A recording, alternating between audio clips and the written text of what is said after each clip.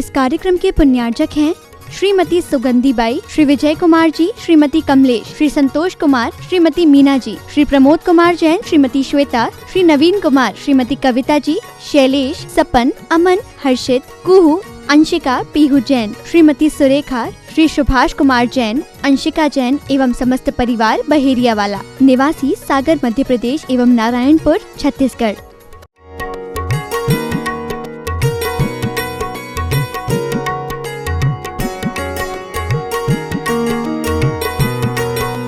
आप लोग भी अपने आप को देखो कि जब धन की कमी थी तब आप झूठ बोलते थे, कोई बात नहीं, लेकिन जब आप बिल्कुल घर में धन से, संपत्ति से, संपदा से लबालब हैं तब भी आप झूठ बोलते हैं कि नहीं? बोलते हैं। वो गृहस्थ गुरुदेव से निवेदन कर रहा, महाराज मेरी पूरी संपत्ति सिमट करके 5 गाय में आकर के स्थिर हो गई। खूब बड़ा सेठ था मैं, एक जमाना निकल गया। आपने खुद परिवर्तन देखा होगा। देखते देखते जो लोग सेठपंथी में राज करा करते थे आज उनके पास खाने के लिए कुछ नहीं। और आगम ग्रंथों में भी देख लो, क्या 4 पंक्तियां कभी मैंने गुरुदेव के मुख से सुनी थी, आप लोगों को भी सुनने में आश्चर्य लगेगी, बड़ी आनंददायक है। जब हम शुरुआत में सन 2000 में गुरुदेव के पास आए थे, आज से 22 साल पहले, तब गुरुदेव किसी को ये पंक्ति सुना रहे थे, मैंने लिख ली। दहला देता था वीरों को जिनका एक इशारा। क्या पंक्ति थी? किसी पंडित जी को समझा रहे थे। दहला देता था वीरों को जिनका एक इशारा, जिनकी उंगली पर नचता था ये भूमंडल सारा। कल तक थे जो धीर वीर रणधीर अमर सेनानी, मरते वक्त न पाया उनने चुल्लू भर भी पानी। क्या बात है! बात ताली बजाने की नहीं है, बात संवेदनाओं में, शब्दों में अंदर जा करके कुछ खोजने की है। गुरुदेव पंडित जी को समझा रहे थे जीवन और पुण्य की परिभाषा।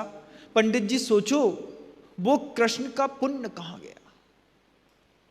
कहां गया उस चक्रवर्ती का पुण्य जो कहां नाव में डुबो रहा है?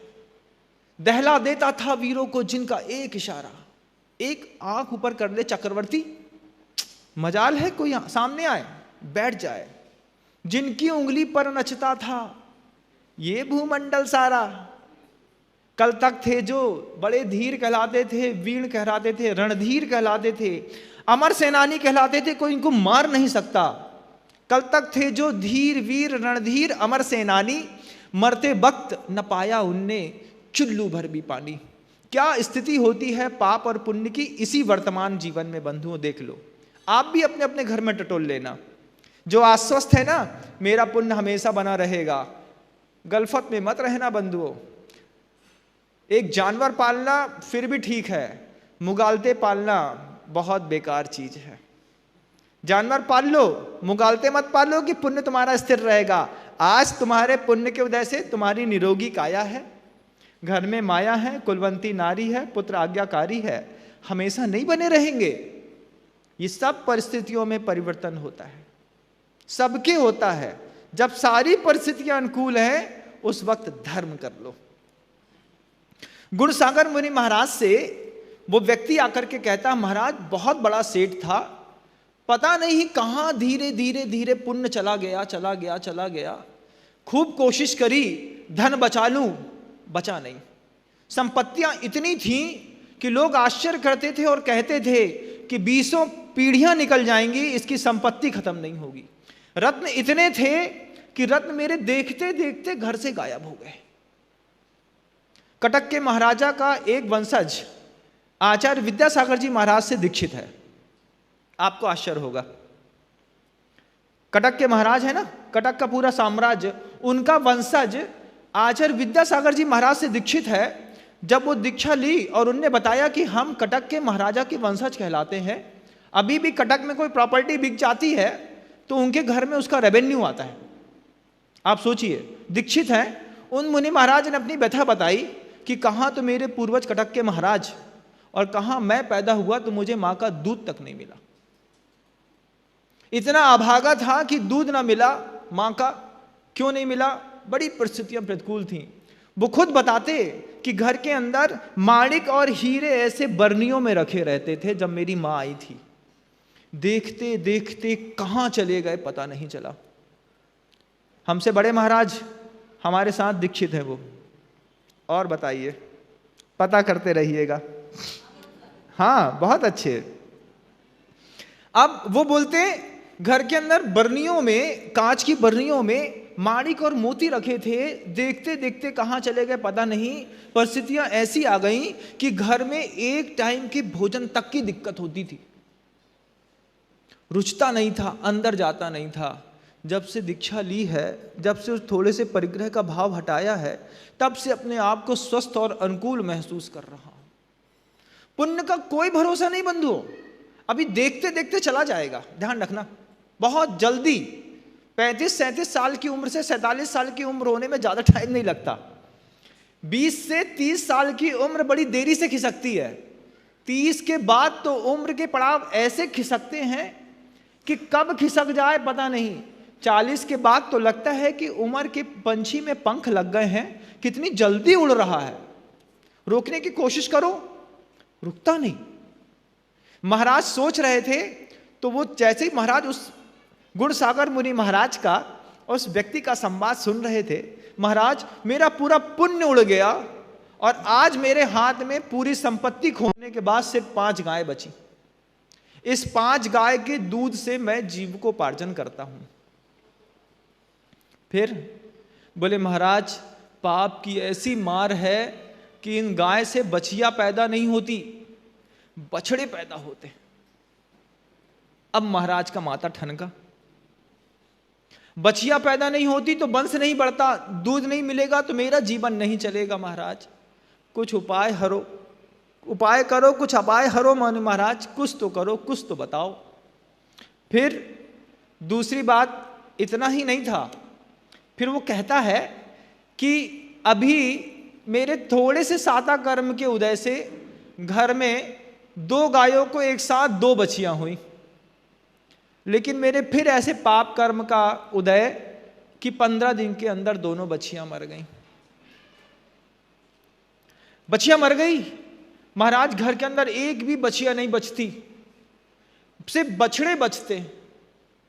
बछड़े को पालने का साहस ताकत नहीं। बछिया नहीं रहती, बछड़े बचते हैं तो बछड़ा दूध पी जाता है। बछिया नहीं रहने के कारण इसकी वंश वृद्धि नहीं होती। गाय खरीदने के लिए मेरे पास धन नहीं है और मुझे अपना जीवन चलाना है। बड़ी प्रतिकूल परिस्थिति है। गुणसागर मुनि महाराज कुछ कृपा करो कि मेरे घर में बछियां बचने लगे और होने लगे। क्या व्यथा है गृहस्थ की, देखिए आप लोगों के घर में भी होता होगा। बछिया पैदा तो होती है लेकिन मर जाती है, तो आपने क्या किया कि वो गैया दूसरे के घर में बांध दी। ये उपाय नहीं है। गुणसागर मुनि महाराज कहते हैं, ऐसे कैसे कर्म का उदय है तुम्हारे? वो व्यक्ति कहता, महाराज ऐसा तीव्र पाप कर्म का उदय कि आज तक के जीवन काल में हर बार जब गाय दूध देना बंद कर देती है तो मुझे बहुत परिश्रम करके नई गाय लानी पड़ती है। उससे मैं अपना जीविकोपार्जन करता हूं, लेकिन गाय दूध देने की स्थिति गाय की मेरे घर के अंदर नहीं बनती, बछिया ही नहीं बचती। महाराज कुछ कृपा करो। महाराज ने कह दिया, घर में सब ठीक तो है? पूरा घर महाराज वास्तु के हिसाब से बना है। गाय को भी वास्तु के हिसाब से जिस कोण में खड़ा करना चाहिए वहीं खड़ा करते हैं। महाराज आश्वस्त हुए गुणसागर की घर में कोई दिक्कत नहीं है। फिर महाराज ने अपने उस दिव्य चैतन्य ज्ञान की ओर थोड़ा दृष्टिपात किया और 2 शब्द बोले, घर का वास्तु तो ठीक है, वचन का वास्तु ठीक करो। वचन का वास्तु? महाराज हमने तो अभी सिर्फ घर का वास्तु सुना था, आप वचन में क्या वास्तु शास्त्र होता है? बोला नहीं, वचन का वास्तु ठीक करो। जब भी तुम गाय लगाते हो और वो कभी भी थोड़ा सा कम दूध देती है तो तुम गाय के ऊपर कितना चिड़चिड़ाते हो, मार डालेंगे तुम्हें, तुम्हारे चक्कर में इतना निचोड़ रहा है, मेहनत कर रहा है। जब भी उसको गाय को भूसा रखते हो, पानी रखते हो, तुमने कसाय भाव के साथ ही गाय की सेवा करी। जब गाय धूप में बंधी रहती है, वो रंभाती है, धूप में बंधी बंधी, तुमको अपना भोजन तो दिखा लेकिन गाय का नहीं दिखा, और चिल्लाते रहते, गाली देते रहते। बीना बारा में मैंने देखा, हम लोग जब बीना बारा में थे तो वहां से 1 किलोमीटर के डिस्टेंस में हम लोगों को जंगल जाने का स्थान था, पूरा गांव लगा हुआ है। तो गांव वालों में से कुछ ऐसे अनपढ़ और जाहिल गांव वाले थे कि गाय को, भैंस को अब शब्दों में कह करके बुलाते थे। अब शब्द उनके नाम ही अब शब्द में रख दिए थे। तो जाते थे तो आवाज पड़ती थी कान में कि ये अपशब्द बोल रहा है। तो कई बार लगा कि हमको तो नहीं बोल रहा है, पलट के देखा तो नहीं, बोले उसने अपने भैंस का नाम, गाय का नाम ही वो रख दिया है। अब सोचिए, और बाद में आके माथा भी टेकते, महाराज गैया नहीं बचे, भैंसियां नहीं बचे, जे नहीं बचे, यही शब्द थे मात्र उसके। महाराज नहीं बचते, गाय के अंदर बची, घर के अंदर बछियां नहीं बचती, दूध नहीं होता, पूरा पुण्य समिट करके सिर्फ 5 गाय में आ गया। क्या करूं महाराज, वचन का वास्तु सुधारो। घर के अंदर फूट पड़ रही हो, धन वापस कहीं खो रहा हो, अपवाद मच रहे हो, घर के अंदर अलगाव की भाषा पैदा हो रही हो, इसके लिए भी गुरुदेव का एक ही शब्द है, वचन का वास्तु सुधारो। वचन का वास्तु, हाँ, अच्छे शब्दों में, अच्छी भावनाओं के साथ गाय की सेवा करोगे, उसके बारे में भी अच्छा सोचोगे। गाय दूध नहीं देती तो क्या सोचते हो, बेच दो किसी को भी, फालतू में खिलाना पड़ रहा है।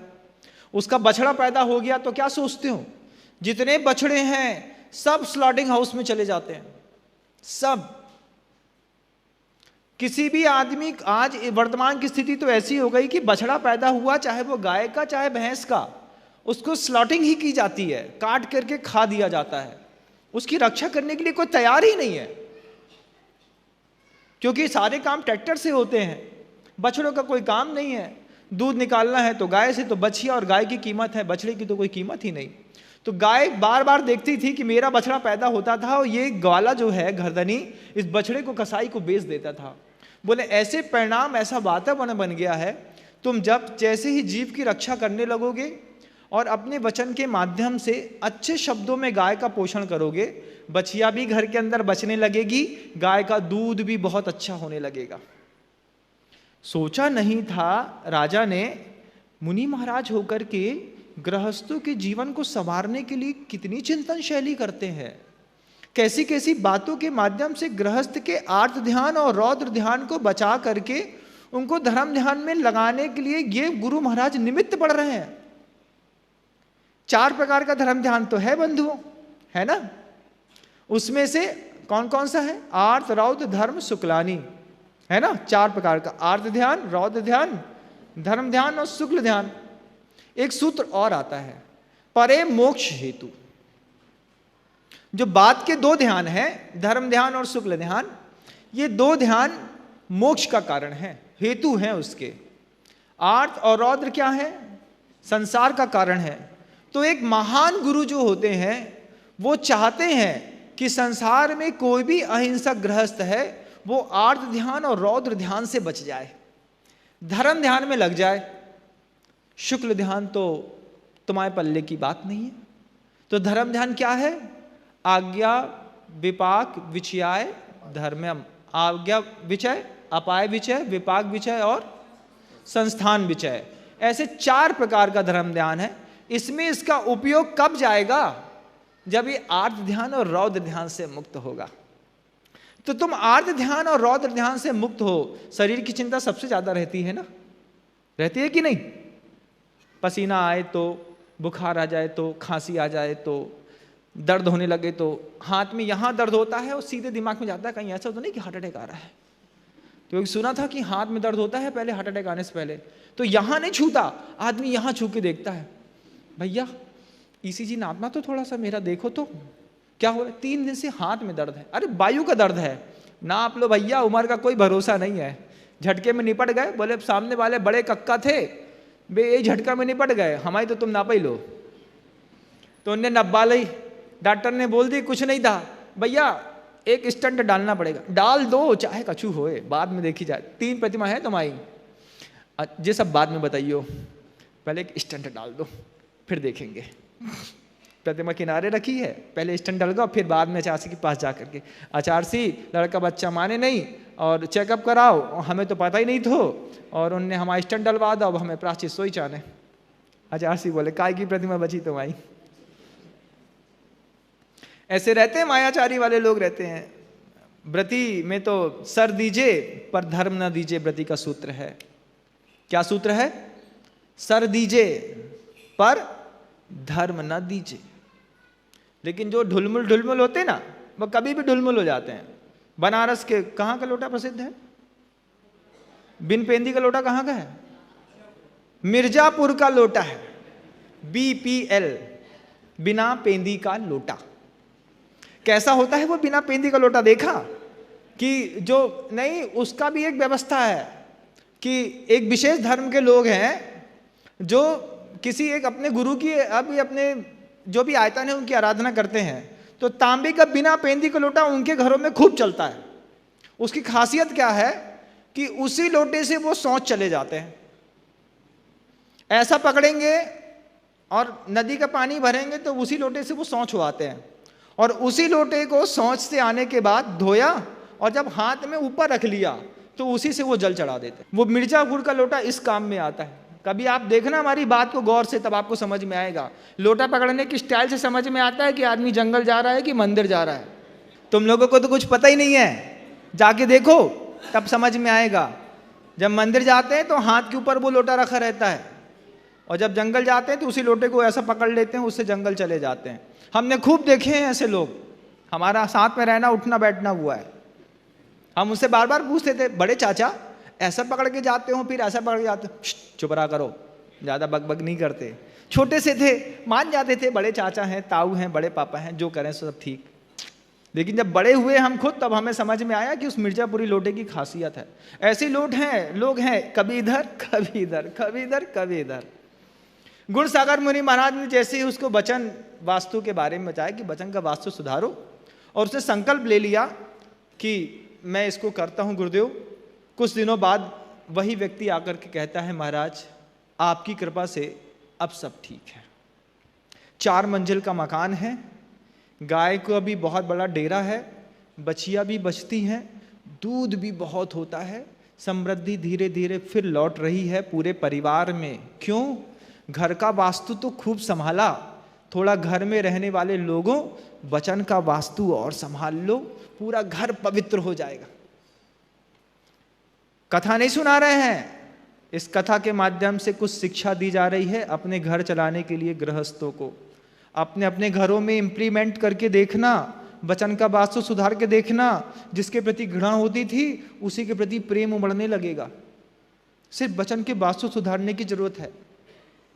राजा सोचते, दिगंबर मुनि महाराज होकर के कितना सोचते हैं, कैसी कैसी, एक को जिन मुखावलोकन व्रत दे दिया, एक को वचन के वास्तु सुधारने की व्यवस्था बता दी। महाराज मैं तो आपको पाकर के धन्य हो गया। जाकर के महाराज, राजा जो था नगर का, उस नगर का राजा दिगंबर मुनि महाराज के पास जाकर के कहता है, महाराज मुझे भी कुछ संयम चाहिए। महाराज गुणसागर ने राजा को देखा, देख करके ही बोलते हैं, कल्याणमस्तु, तुम्हारा कल्याण हो, स्वस्ति भवतु। ऐसे शब्द कह करके राजा को आश्वस्त किया। राजा ने एक ही बात कही, अभी तक मेरा जीवन विद्वानों के बीच में गुजरा है, मैंने पहली बार आकर के इस पवित्र गुरुकुल के दर्शन किए हैं। पहली बार मैंने अपने आँख से दिगंबर मुद्रा देखी है और मुझे इसी दिगंबर मुद्रा की लालसा है। मैं दिगंबर मुनि बनकर के अपना आत्म कल्याण करना चाहता हूँ, मुझे मेरे आत्म कल्याण का रास्ता दिखा दीजिए। महाराज